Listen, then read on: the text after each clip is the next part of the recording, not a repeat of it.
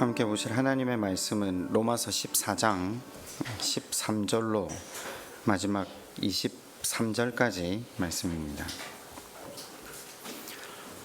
로마서 14장 13절로 23절까지 말씀을 교독하도록 하겠습니다.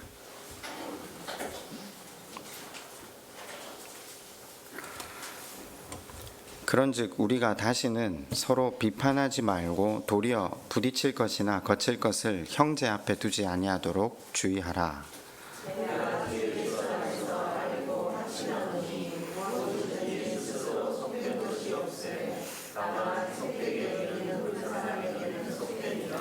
만일 음식으로 말미암아 내 형제가 근심하게 되면 이는 내가 사랑으로 행하지 아니함이라.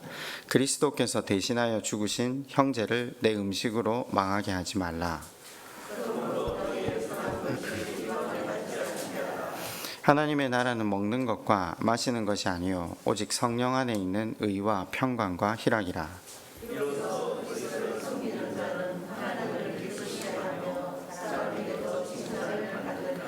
그러므로 우리가 화평의 일과 서로 덕을 세우는 일을 힘쓰나니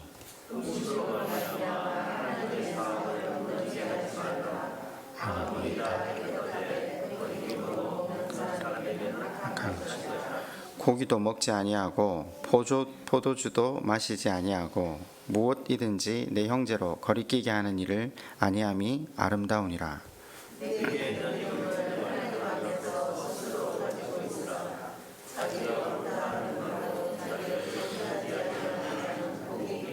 함께 봅니다. 의심하고 먹는 자는 정죄되었나니 이는 믿음을 따라 하지 아니하였기 때문이라. 믿음을 따라 하지 아니하는 것은 다 죄니라. 아멘. 우리 가끔 그런 이야기들을 하지 않습니까? 저분은 믿음이 참 좋으시다.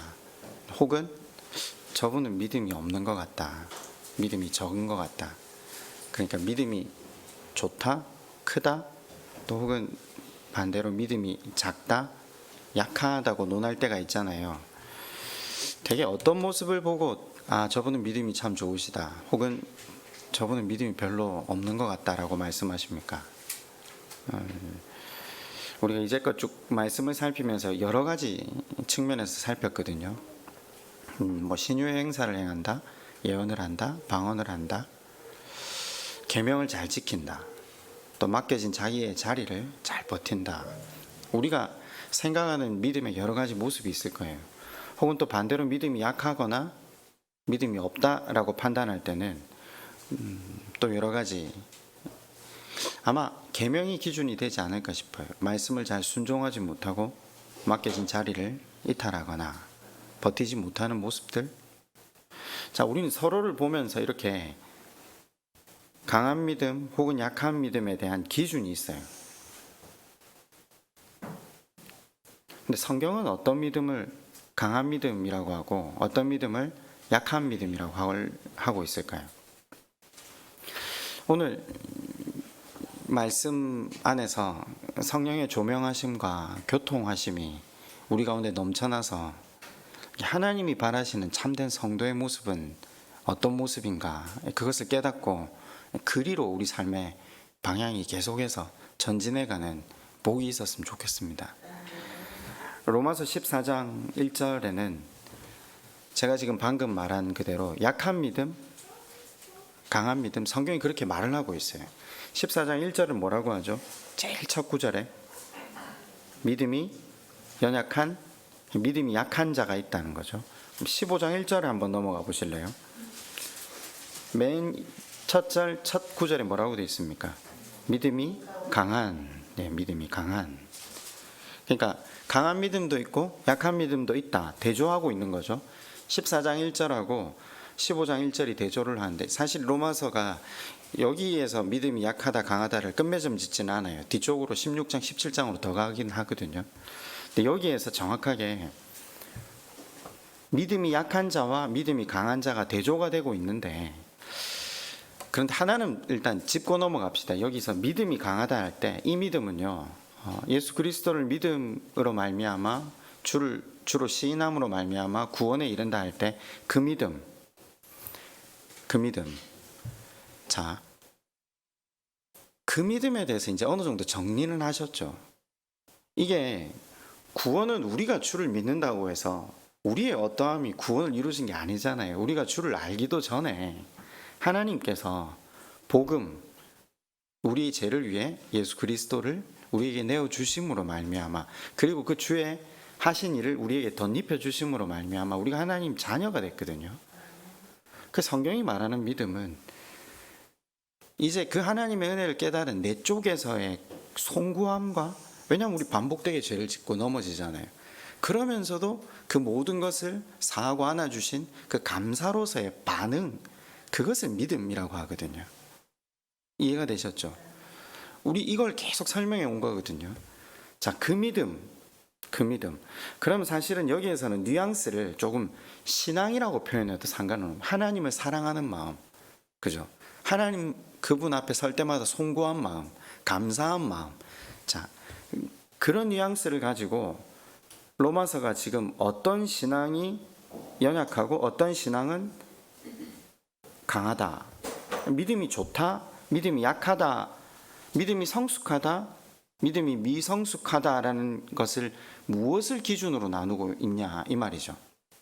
여러분은 무엇을 기준으로 지금 성경이 좋은 믿음과 나쁜 믿음을 기준 삼을 것 같아요?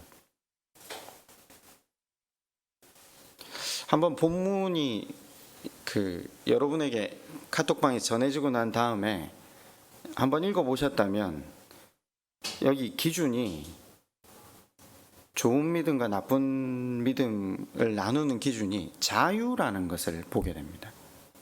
우리가 계속 자유를 배우고 있거든요, 지금. 사실 이 시리즈 설교를 그래도 괜찮아 해서 진리가 자유케 한다로 좀 바꿔봤는데, 자유라는 것을 한번 설명을 들으면 사실은 그래도 괜찮아 이 한계를 주심으로 우리에게 누리게 하시고자 하는 하나님의 마음을 알게 하는 걸 설교하다가 지금 구체적으로 자유가 뭔지를 설교를 다시 하고 있거든요. 그런데 로마서 14장 15장에서는요 좋은 믿음과 나쁜 믿음, 그러니까 강한 믿음과 약한 믿음을 나누는 기준으로 무엇이 사용되고 있다고요?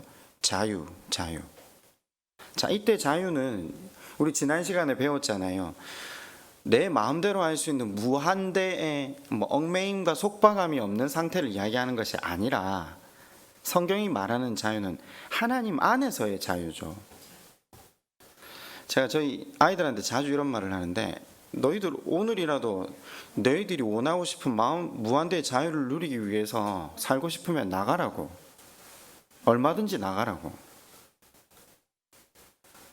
이 밤에 나가서 그럼 잠은 어떻게 잘 거냐? 저희 3번이 그런 이야기 하더라고요. 미끄럼통 통 안에 들어가 자면 된다고 하더라고요. 그럼 아침은 어떻게 먹을 거냐고 했더니 일단 그것도 뭐 어떻게 되겠죠 이러더라고요. 씻는 거는 아무것도 못 하잖아요. 결국은 우리 아이들이 그런 대답을 하더라고요. 지금 나가면 죽어요 이렇게 이야기를 하더라고요.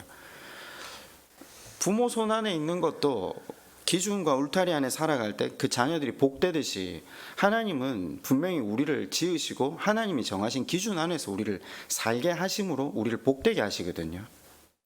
선악과는 우리 신앙, 우리 삶의 정원 한가운데 세워진 하나님의 사랑의 증표지, 우리를 속박하거나 올가매는 증표가 아닙니다. 그래서 하나님의 의도를 알 때 선악과가, 율법이, 진리가, 말씀이 드디어 속박이 아닌 누림으로 갈 수 있다라고 지금 우리가 말씀을 통해 생각을 해보고 있죠. 지난 시간 그런 예도 하나 들었잖아요. 도로 한가운데 중앙선 노란색이 그어져 있는데 그걸 보면서 속박이라고 생각하는 사람이 과연 몇이나 있냐고요. 넘고 싶은 마음이 있어서 넘는 사람은 있어요. 그러나 그것을 넘을 때 나도 해치고 남도 해친다는 것을 우리는 이미 알고 있거든요. 율법, 말씀, 진리가 우리를 자유케 한다 했을 때 그것은 바로 하나님이 그어두신 선, 기준, 하나님의 울타리, 그 울타리 안에서 하나님께서 우리에게 마음껏 누려라, 자녀됨을 만끽하라.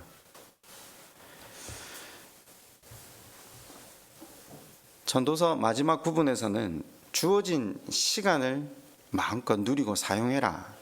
자, 그래서 계속해서 자유함에 대해서 우리가 정리를 하면서 여기까지 왔는데, 오늘 로마서에서는 그 자유를 기준으로 약한 신앙과 강한 신앙이 있다라고 이야기를 합니다. 그러면서 하나님이 원하시는 참된 신앙인의 모습으로 자라가야 한다라는 것을 오늘 성경이 이야기를 해주는 거죠. 자, 그러면 로마서가 지금 자유를 기준으로 믿음의 약함과 믿음의 강함을 나누고 있다라고 했을 때, 로마서가 말하고 있는 믿음이 약한 건 뭐고 믿음이 강한 건 뭐냐? 자, 이걸 먼저 한번 살펴봅시다. 이게 결론이 되지만 약간의 반전이 있습니다. 지금 강한 믿음으로 자라가라 이렇게 하지 않습니다. 일단 결론부터 말씀을 드릴게요. 자, 그러면 약한 믿음, 강한 믿음이 있는데 성경이 강한 믿음으로 자라가라 하느냐? 그건 아닙니다. 거기에 함정이 있긴 하지만 한번 먼저 정의는 먼저 해봅시다. 약한 믿음과 강한 믿음이 뭔가? 약한 믿음은요, 자기가 받은 복음, 구원에 대한 온전한 이해를 가지고 있지 못하기 때문에, 이 복음이 얼마만큼 자기를 자유케 하는지 잘 알지 못하기 때문에 이 율법, 말씀, 진리로 자기를 속방하거나 말씀을 문자 그대로 받아서 문자에 매여 있는 사람, 이해가 되십니까? 자유를 온전하게 누리지 못하는 사람을 지금 로마서는 믿음이 연약한 사람들이라고 표현하고 있습니다. 그럼 반대로 믿음이 강한 사람들, 믿음이 큰 사람들, 자기가 받은 은혜의 복음의 본질을 잘 이해하고요, 다시 말하면 진리를 알면 진리가 자유케 한다라고 하셨던 주님의 말씀을 이제 깨달아서 말씀을 문자적으로 적용해서 그것에 얽매여 살지 않는 사람들, 이해가 되시죠? 자, 양쪽은 이렇게 정리를 해놓고요, 로마서는 마지막에 그래서 믿음이 강한 사람이 되라 이렇게 하지 않고요, 결론부터 이야기하면요, 그럼 만약에 믿음이 강한 사람이 되라 라는 것이 오늘 로마서의 주제였다면 제가 설교 제목을 이렇게 안 잡았을 겁니다. 온전히 주를 알자라든가 완전한 지식에 거하자 이렇게 표현을 했겠죠. 근데 오늘 설교 제목이 뭐라고요?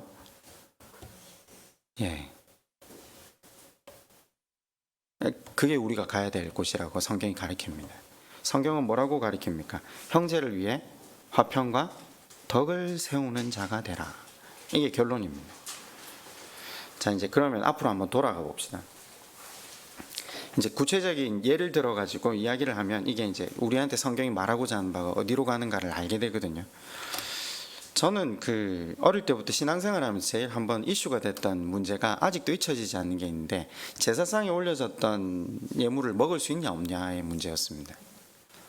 제가 초등학교 5학년 때로 기억을 아직도 하는데, 왜 그게 저한테 굉장히 갈등이었냐면, 옛날에는 제사를 드리고 나서 제사를 물리고 난 음식들이 가장 화려했거든요. 평상시에 저는 6.25 세대는 아닙니다. 그런데도 불구하고 그 음식들을 그냥 버린다? 혹은 못 먹는다라는 게 이해가 안 되더라고요. 그런데 교회에서 그렇게 배웠거든요. 근데 또 한편으로 교회에서 이것도 가르쳐 줬어요. 자유함이 있다. 근데 먹으려고 하니까 뭔가 꺼림칙하더라고요. 뭔가 꺼림칙했어요. 그래서 굉장히 갈등을 심하게 하다가 꺼림칙할 것 같으면 먹지 말자 해서 그 음식을 버렸던 기억이 있어가지고 그게 엄청나게 내리 심하게 오래 남더라고요. 제사상에 올려졌던 음식을 먹을 수 있습니까? 없습니까? 이제 21세기에 들어서 이런 논쟁은 잘 안 하는 것 같아요, 사실.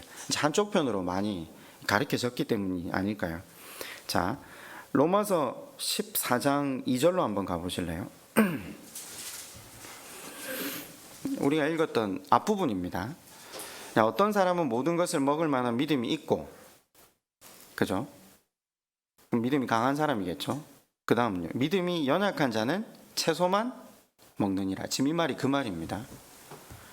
우리 지금 웰빙 시대를 살아가는 21세기의 관점에서 로마서 14장을 보면 안 됩니다. 그럼 건강을 위해 채소만 먹는 사람은 믿음이 약한 사람이다. 지금 이야기가 아니거든요.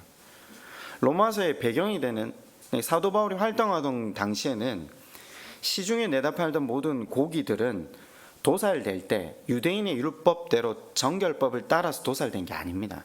그러니까 모두가 사실 부정합니다. 더군다나 고기를 도살하는 과정에서 우상에게 드려진 바 되는 제2 형식들이 많이 갖추어져 있기 때문에 우상에게 드려지지 않은 고기도 없을 뿐더러 정결법에도 맞지 않았기 때문에 유대인들은 시중에 파는 고기를 부정한 음식으로 취급하고 먹을 수 없다고 판단했거든요. 그래서 잘 아시다시피 성경을 좀 보신 분들은 고린도 전후서에는 이 문제가 첨예하게 대립됐다는 것도 우리가 알고 있습니다. 그런데 로마서는 거두절미하고 정결법을 거쳤던 우상에게 바쳐졌던 상관없다. 복음 안에서 자유한 사람들은 먹을 수 있다라고 이야기를 하는 겁니다.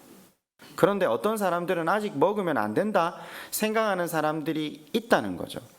그게 죄라고 생각하기 때문에 양심에 근심이 되고 자유함을 누리지 못하는 단계로 나아간다. 그래서 그 사람들, 온전한 자유를 누리지 못하는 사람들을 믿음이 연약한 자라고 하는 겁니다.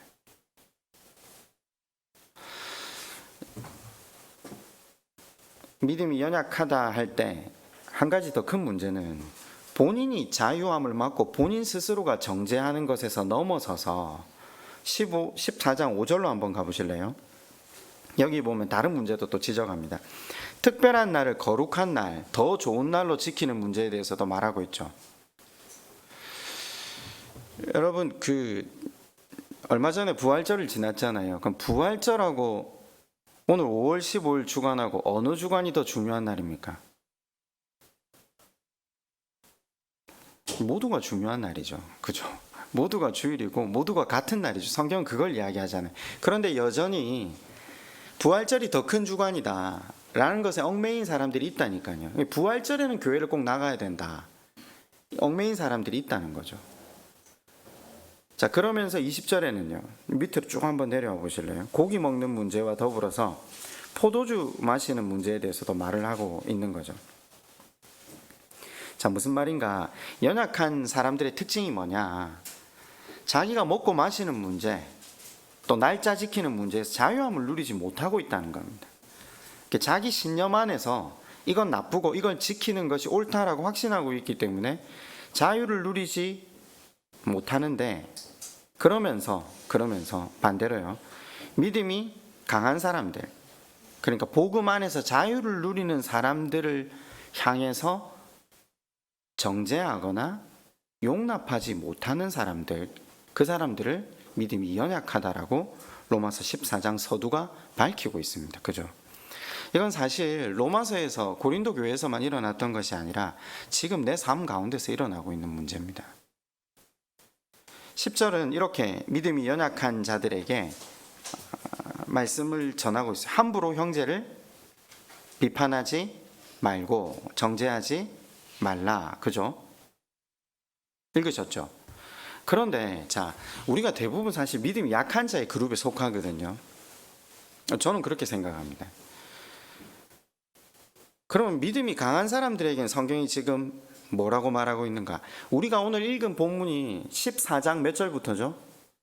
13절부터 마지막 23절까지. 여기는요, 믿음이 강한 사람들한테 하는 얘기입니다.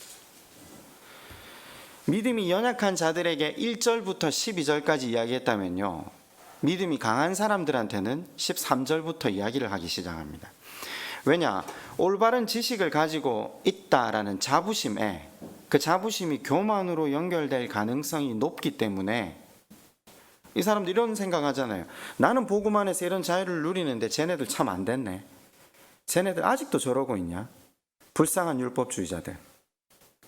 그러니까 믿음이 연약한 자들을 향해서 어린애 취급하고 무시하는 투로 생각하는 그 믿음이 강한 사람들에게, 올바른 지식이 있다고 생각하는 사람들에게 로마서가 뭐라고 권면하고 있습니까?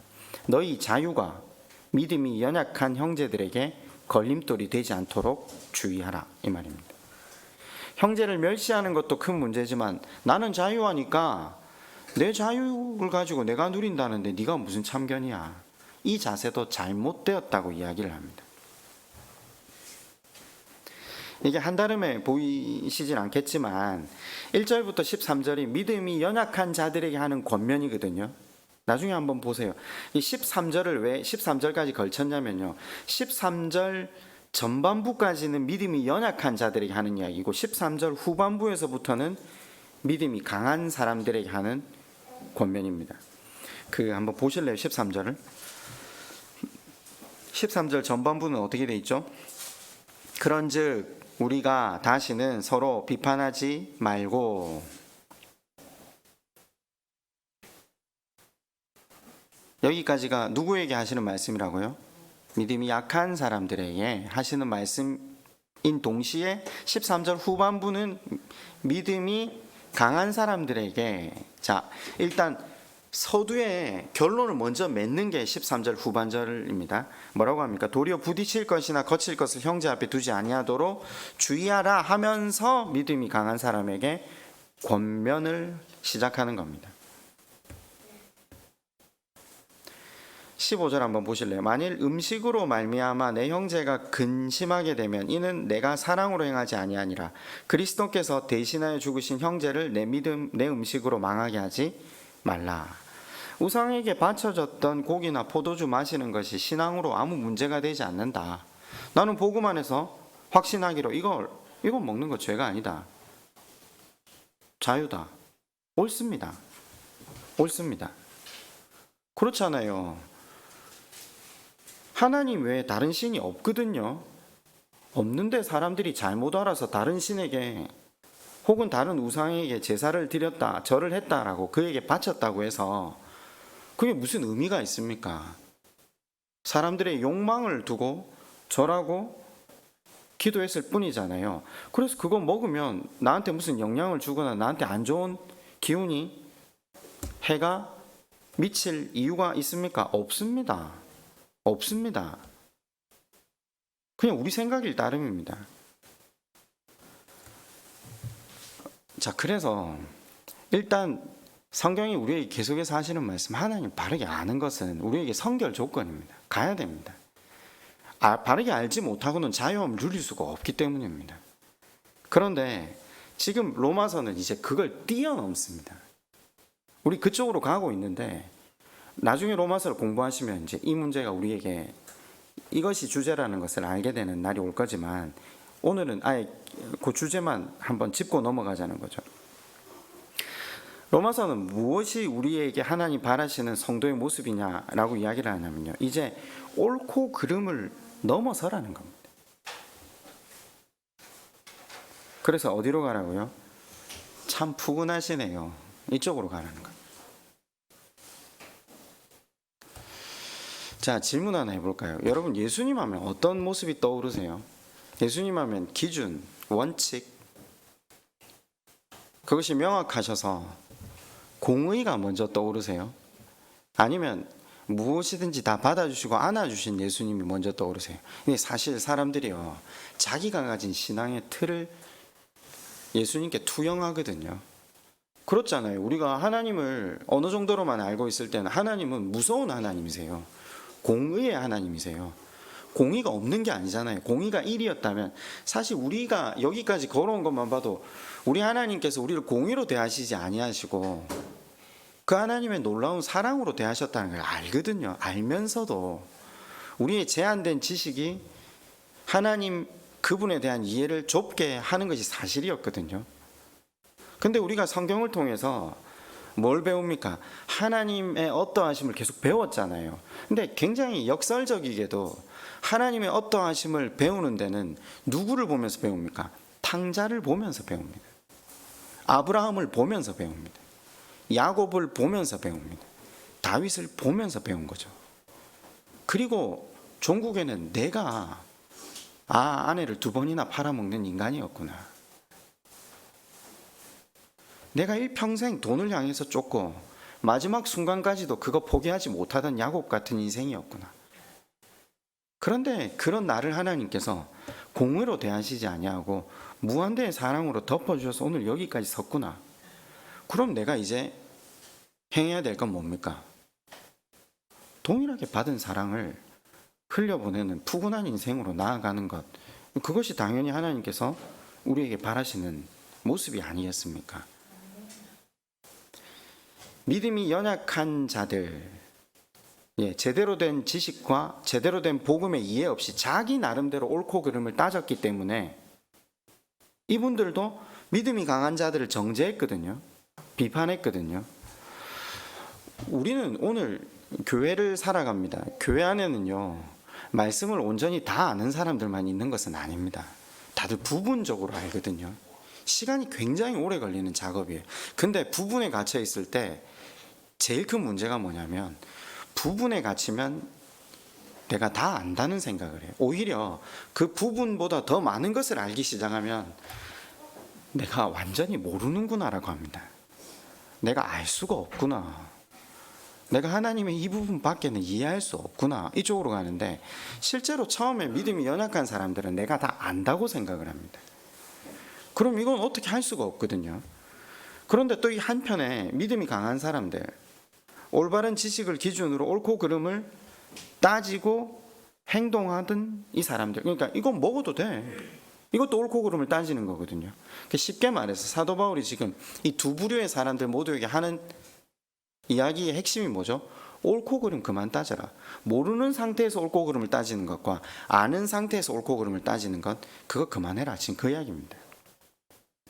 하나님이 우리에게 기대하시는 그리스도인의 모습은 그 모습이 아니라 옳고 그름을 뛰어넘어야 한다는 거죠. 다른 기준을 가지고 있어야 한다라는 거죠. 그 기준이 14장 19절에 나옵니다. 다 같이 한번 읽어보실까요? 자, 시작. 그러므로 우리가 화평의 일과 서로 덕을 세우는 일을 힘쓰나니. 하나님 바라시는 참된 성도의 모습이 뭐라고요? 화평의 일과 서로 덕을 세우는 일. 네. 이게 초대 교회 사역의 원리였고요. 이것이 오늘 교회 사역의 원리가 됩니다. 이것이 우리가 관계를 맺는 관계의 원리여야 한다는 거죠. 물론 여러분 지금 이렇게 설교를 들으시는 분 가운데 오해하실 분은 없겠지만, 옳고 그름을 구분하지 말자는 게 아니죠. 그죠? 율법이 필요 없습니까? 율법을 지키지 않아도 됩니까? 아닙니다. 중앙선을 지키는 것은 우리를 살게 하는 겁니다. 그죠? 무엇이 옳은지 무엇이 그른지 배워야 합니다. 바른 질서와 기준을 우리 삶 가운데 세워야 합니다. 교육하고요, 가르쳐야 됩니다.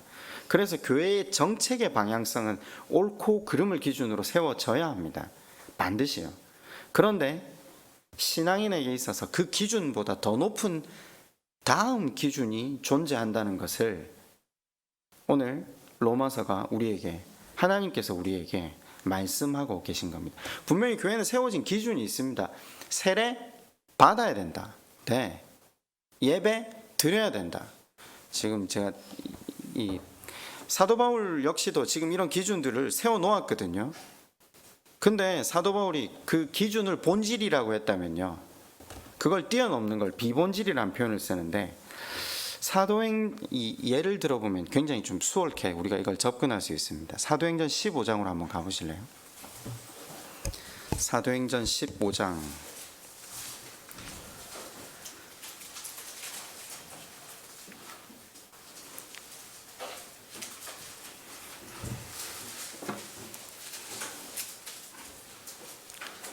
사도행전 15장에 혹시 제목이 적혀 있습니까? 뭐라고 적혀 있습니까? 한번 크게 한번 읽어주시겠습니까? 예, 회의는 문제가 생겼을 때 하는 거죠. 그죠? 어떤 문제가 생겼을까요? 지금 그게 15장의 이슈거든요. 어떤 사람들이 유대로부터 내려와 형제들을 가르치되, 너희가 모세의 법대로 할례를 받지 아니하면 구원을 받지 못하니라 하니, 바울 및 바나바와 그들 사이에 적지 아니한 다툼과 변론이 일어난지라. 이것 때문에 회의가 열렸다는 겁니다. 주제가 뭔지 아시겠습니까? 예, 예수 그리스도를 주로 고백한다고 구원받는 게 아니야. 하나님 주신 율법대로 할례를 받아야 돼. 지금으로 말하면 세례입니다. 그죠? 세례를 받아야 돼. 그래서 5절에 보면요, 바리새파 중 어떤 믿지 않는 사람들이 일어나 말하되, 뭐라고 하죠? 이방인들이 교회에 예수 그리스도를 믿어서 들어온다 하더라도 모세의 법대로 할례를 받아야 돼. 지금 그 이야기입니다. 근데 바울이 듣기에는 이게 말도 안 되는 이야기거든요. 그잖아요. 오직 은혜로 구원을 받는데, 그래서 서로 다툼과 변론이 일어난지라, 그래서 15장 제목이 되는 예루살렘 공의회화가 소집이 된 거죠. 변론이 있은 이후에 7절입니다. 7절 한번 보실래요? 7절에 보면 누가 일어나서 지금 이걸 정리합니까? 베드로, 그죠? 역시 베드로가 일어나서 정리를 딱 하는데, 그 정리하는 내용이 10절과 11절입니다. 제가 읽어드릴게요. 그런데 지금 너희가 어찌하여 하나님을 시험하여 우리 조상과 우리도 능히 매지 못하던 멍에를 제자들의 목에 두렸느냐. 그러나 우리는 그들이 우리와 동일하게 주 예수의 은혜로 구원받는 줄을 믿노라. 그죠? 베드로가 누구 손을 들어줬죠? 바울과 바나바. 유대인으로서 바리새파 기독교인들을 지금 틀렸다라고 이야기를 한 거잖아요. 주 예수의 은혜로 구원받은 줄을 믿노라. 맞잖아요. 자, 성경을 좀 읽어보신 분들이라면 이제 이 다음에 문제가 생깁니다. 그 다음에 누가 이야기를 하죠? 누가 이야기하죠? 야고보가 이야기를 하기 시작합니다. 야고보는 초대교회에서 예수 그리스도의 동생이었기 때문에 굉장한 영향력을 가지고 있거든요. 이제 그분이 일어나서 19절에 뭐라고 이야기합니까?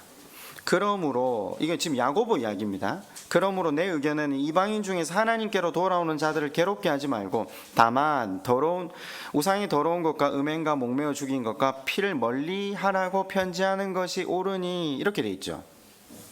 이 말이 뭔 말입니까? 율법을 지키라는 말입니까? 지키지 말라는 겁니까? 지키라는 거잖아요. 그죠? 그럼 이야기가 이상해지잖아요. 여러분, 이런 게 성경을 읽다가 좀 헷갈리는 부분 아닙니까? 분명히 할례, 모세의 율법을 지키는 것은 구원에는 불필요한 것이라고 예루살렘 공회에서 지금 못을 박았거든요. 끝냈거든요. 그런데 아직 유대 배경을 가지고 있는 이 바리새파 기독교인들은 믿음이 약한 사람일까요? 강한 사람일까요? 약한 사람이죠. 제한된 지식 안에서 예수 그리스도를 믿고 살아가기 때문에요. 율법을 지켜야 구원을 얻는다는, 아직 하나님을 온전히 알지 못하는 사람들을 배려해서 이 사람들 양심에 상처를 줄 수 있는 관행들을 피하자고 야고보가 이야기를 하는 겁니다.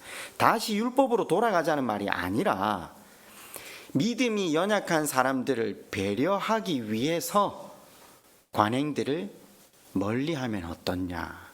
본질은 이렇지만, 본질은 은혜로 구원을 받는 것, 그거 하나밖에 없지만 화평과 덕을 세우는 것, 그것이 우리에게 무엇보다 중요하기에 본질과 비본질을 분명히 구분을 합니다. 본질이 흔들리지 않는 이상 덕을 우선시합니다.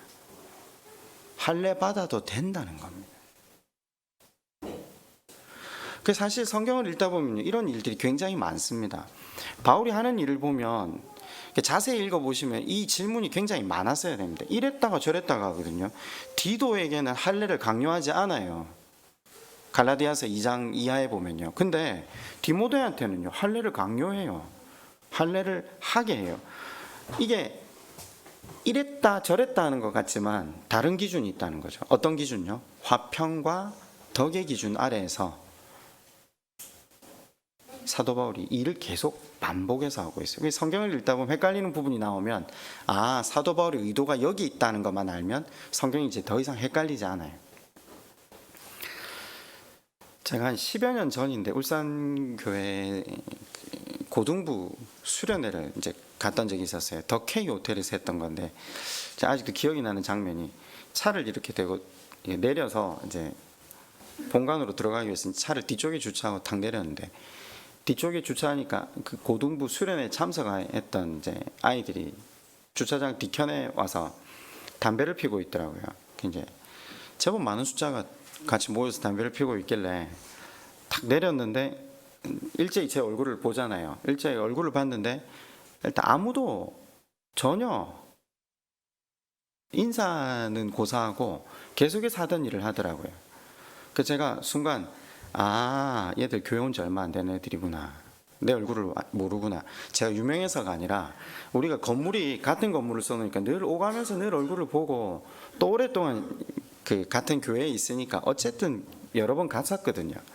근데 얼굴을 전혀 모르는 걸 보면서 일단 제가 들고 있던 성경을 감췄어요. 얼마나 민망하겠어요, 서로 간에. 그래서 감추면서 뒤로 돌아서 이제 다시 들어가서, 안 그래도 그 있던 강도사님한테 새로 수련회 온 친구들이 많아요? 이렇게 물어보니까 안 그래도 많다고 하더라고요. 그래, 이 답답한 수련회를 와서 나가서 한 대 피워야 하는 저 심령을 가지고도 여기까지 따라와 준 저 아이들이 참 감사하더라고요. 언젠가 저 아이들이 예배를 드리고 그 예배를 통해 하나님 만지시는 그 은혜를 누리기만 하면 주를 구주로 고백할 그날이 오기만 하면 담배를 피냐 안 피냐 이 문제도 아니잖아요. 그래서 감사했더랬어요, 오히려. 네. 그런데도 와주나. 그래서 제가 설교 시간에도 아이들이 들어와서 이렇게 첫 줄 빼고는 나머지 9줄이 저를 안 보더라고요. 그래서 그 첫 줄만 보고 설교했어요. 그리고 아이들 또 자는데 시끄럽게 하지 않으려고 목소리도 크게 하지 않고 유례 없이 고등부 수련회에 가서 그 다음 해에 제가 초청을 받지 못했어요. 안 된다고 하더라고요.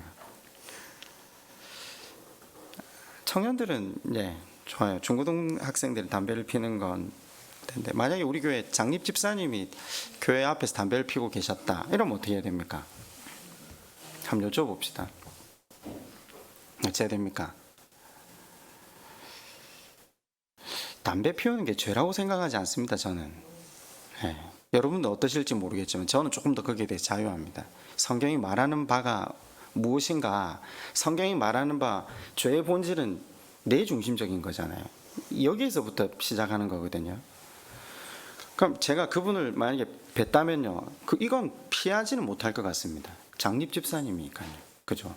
집사님, 집에 가서 피시면 되는데 안 보이게 피시지. 교회에 또 믿음이 연약한 사람들 많은데 장립 집사님이 그러시면 교회 덕이 되지 않지 않습니까? 숨어서 피시는 게 배려이고 사랑일 것 같아요 라고 말씀을 드릴 것 같아요. 근데 여러분이 만약에 지나가시다가 장립 집사님이 담배를 피시는 걸 봤다. 우리 교회에 지금 장립 집사님이 담배를 안 피니까 제가 예를 이렇게 든 거예요. 만약에 장립 집사님 중에서 담배를 피시는 분이 계셨다면 제가 한 단계 올려서 장로님들 예를 들었을 건데, 만약에 보셨다 치시면 여러분 어떻게 하셔야 되겠어요? 지금 오늘 로마서 배웠잖아요. 어떻게 하셔야 됩니까? 아무것도 보지 못한 것처럼 지나가셔야 됩니다. 전혀 문제 삼을 이유가 없는 거죠. 굳이 다른 사람한테 이야기를 하실 필요도 없습니다. 이게 신앙의 본질의 문제가 아니거든요. 본질의 문제는 어떤 거죠? 신앙의 본질은 어떤 겁니까? 구원과 생명과 관련이 돼 있는 문제잖아요. 근데 만약에 그 장립 집사님이 신천지 공부하는데 모임에서 봤다 이러면 어떻게 하셔야 됩니까? 이건 본질에 해당하잖아요. 그죠? 이건 본질이잖아요. 그러면 이거는 알려주셔야 되잖아요. 아니, 그런 것까지 저한테 알려주실 필요 없습니다. 이게 아니잖아요, 지금. 그건 반드시 알려서 그분의 생명이, 그분의 구원이 이루어져 갈 수 있도록 도와야 되잖아요. 근데 저가 지금 말씀드리는 이 문제는, 본질 이외의 비본질적인 문제는 배운 사람이 덮어주는 겁니다. 자유한 사람이, 조금 더 자유한 사람이 조금 덜 자유한 사람을 배려해 주는 겁니다. 신앙생활을 오래 하면요, 이런 소리를 들으셔야 됩니다. 저 사람 많이 부드러워졌네. 저 사람 참 유연해졌네. 아니, 무시 못할 중심이 있고 함부로 못할 신앙의 마음이 계시다는 건 보이지만 참 푸근하시네. 이런 소리를 들으셔야 됩니다. 신앙생활을 오래 하셨는데 저분 진짜 깐깐하시다, 딱 부러지시네, 그게 좋은 소리가 아닙니다. 직장에서는 그런 소리 들어도 됩니다. 그런데 신앙생활 오래 하신 분들은 그 표정에서부터 날카로움과 똑부러짐과 옳고 그름만을 따지는 것, 그런 모습만이 머물러서는 안 된다라는 거죠. 설교를 준비하다가 잠시 일어나 제가 얼굴을 한번 거울에 비춰봤거든요. 내 얼굴이 되게 푸근한가. 제 아이들한테 물어봤더니 아빠 인상은 굉장히 무서운데 아빠는 굉장히 푸근하다고 괜찮다고 하더라고요. 그래서 잠시 위로를 얻었는데, 신앙의 성숙이라는 것은 무엇이 옳으냐 그르냐 그것을 뛰어넘는 것이라고 성경이 밝힙니다.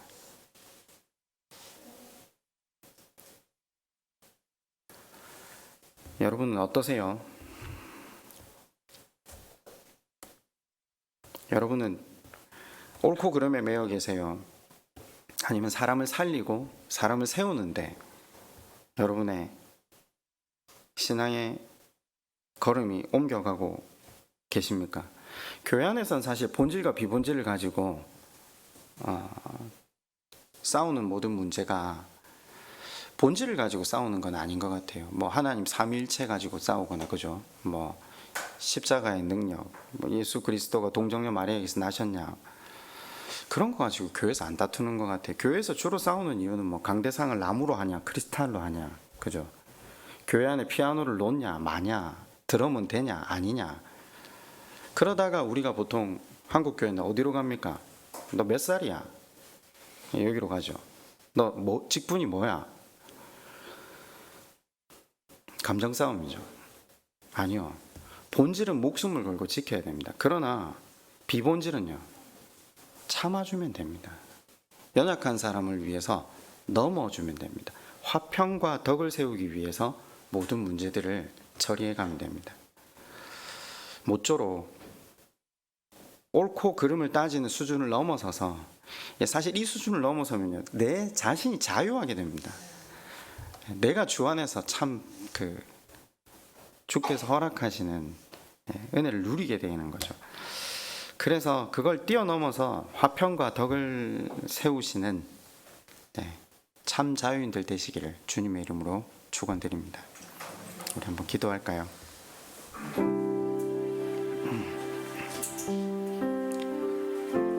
여러분, 한번 이 시간 조용히 눈을 감고 자기를 한번 평가해 보았으면 좋겠습니다. 여러분은 어떤 평가를 듣고 사세요? 뭐 교인들은 서로 간에 평가를 못 할 거예요. 여러분 집에서 여러분 자신을, 여러분 배우자가 여러분 자녀들이 어떻게 평가해요?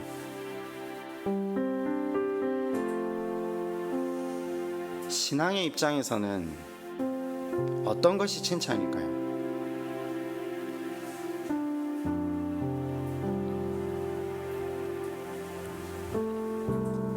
예수께서 옳고 그름을 모르셨겠습니까?